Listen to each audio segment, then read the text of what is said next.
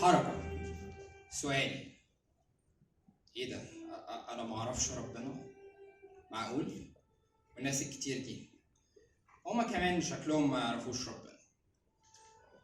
على طول كلنا الصبح بسم الله وتوكلنا على الله. بس ايه ده؟ كله كلام. كلنا اهو جوانا غيظ واحتقان، يمكن نسخن الجو اكتر من الشمس اللي فوقينا. انا لما جالي السؤال ده كنت واقف في طابور طويل في عز الحر، بس حقيقي كنت حاسس الحر جاي مننا احنا. الطابور ده كان طابور نقطة تفتيش ما بين جامعتي لبيتي. أنا كنت طالب في جامعة سينا في بلد اسمها القنطرة شرق، ولازم أعدي قناة السويس عشان أركب وأروح بيتي. نقطة التفتيش دي رايح جاي كل يوم يعني، لكن اليوم ده كان صعب جدا وكان في عز الظهر. روحت قفايا ملسوع وصدري جواه كلام كتير. خرجت منه شوية في وش أبويا وأمي من باب الدردشة كده، ولكن كالعادة يعني هي دردشتنا فاشلة دايما. الأب على صوته دافع الغضب باللهجة المستقلة والكلام الغريب. إنما الأم لأ، كان بدافع الخوف على الابن من الخروج عن الملة. الأم دايما كان الموضوع عندها مهم، يعني هي كانت أول أي حاجة. أول صوت، أول إشارات إيد للسماء. الجلسات ابتدت بدري بزيادة، يعني ممكن تتوقع ده لما تشوفني قاعد جنبها على رخامة المطبخ أقطع لي كده بتاع 4 سنين وهي قاعدة تكلمني عن ربنا وعن ديانتنا الإسلام.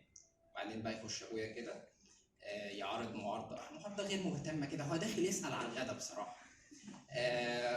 ولكن محتواه إنه لأ، هو صغير على الكلام ده. المرة الأميز في ذاكرتي كانت بعد نص الليل. دخلنا البلكونة، وبعدين قعدتني على السور كده ومسكت رقبتها عشان ما اقعش. قعدت تشاور لي على النجوم، تكلمني عن ربنا، وبعدين دخلنا ننام عادي.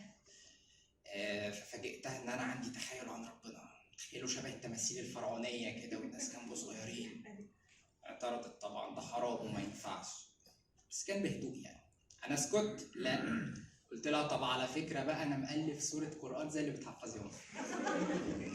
بس كان المرة دي بقى خلصت الهدوء خلاص، بقى في شيء من الزعيق. بتهيألي إنها نجحت، لأن الزعيق ما ولدش جوايا كراهية أو نفور قد ما ولد خوف وحذر.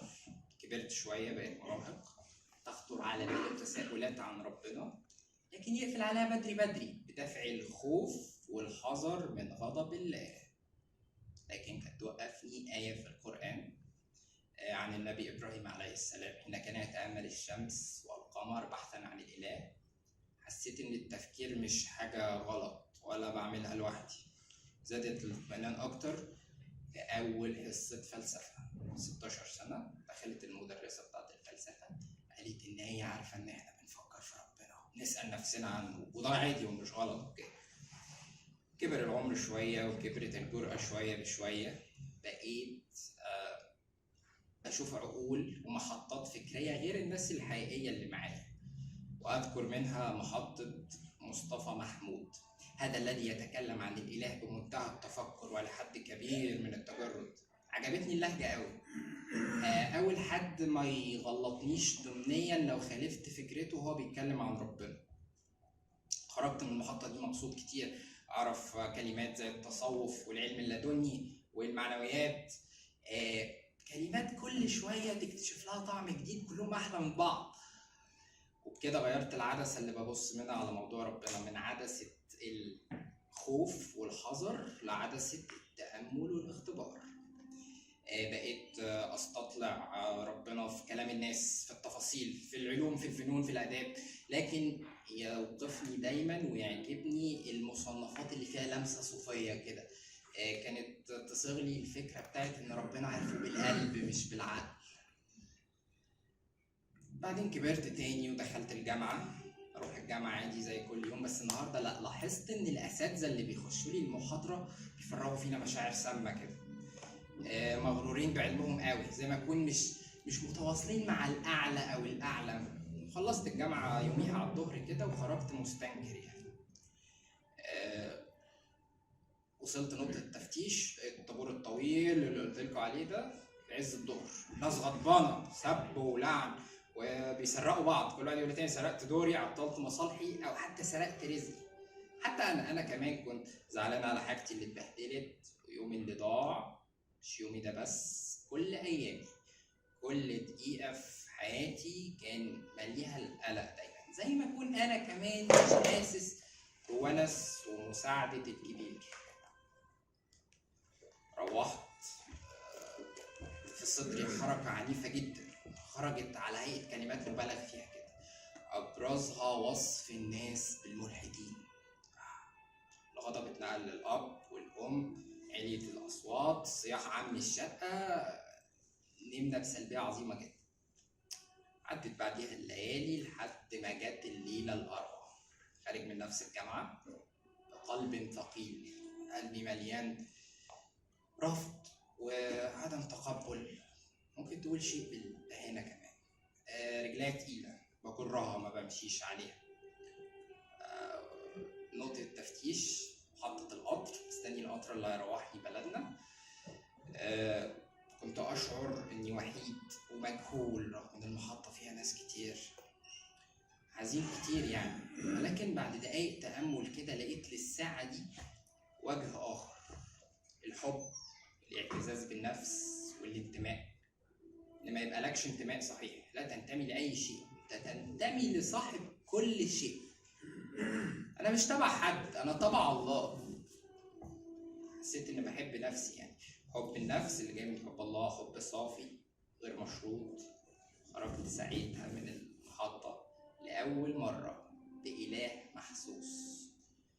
خلاص اتكون الإحساس، تعدي عليه مشاعر وأحاسيس تانية تهزه، لكن خلاص اتكون وأحب أستحضره من وقت للتاني. ورجعت تاني أزور المحطات الفكرية وعقول الناس، بس المرة دي وأنا عندي العدسة الخاصة بيا، عندي الإحساس والفكرة الخاصين بيا. بقيت أحب أستخدم كلمة ربي أكتر من كلمة ربنا، عشان أبقى أنا وربي وهما وربهم.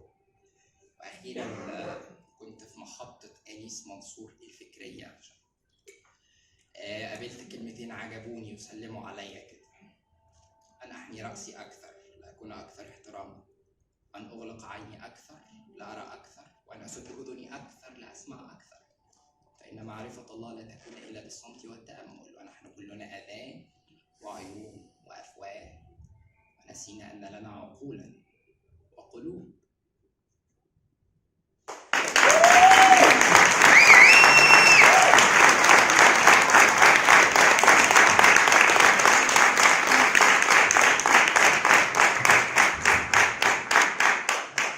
والله ما طلعت شمس ولا غربت إلا وحبك مقرون بأنفاسي، ولا خلوت إلى قوم أحدثهم إلا وأنت حديثي بين ألاسي، ولا ذكرتك محزونا ولا فرحا إلا وأنت بقلبي بين وسواسي، ولا هممت بشرب الماء من عطش إلا رأيت خيالا منك في الكاس، ولو قدرت على الإتيان جئتكم سعيا على الوجه أو مشيا على الراس، ما لي وللناس كم يلحونني سفها، ديني لنفسي ودين الناس للناس.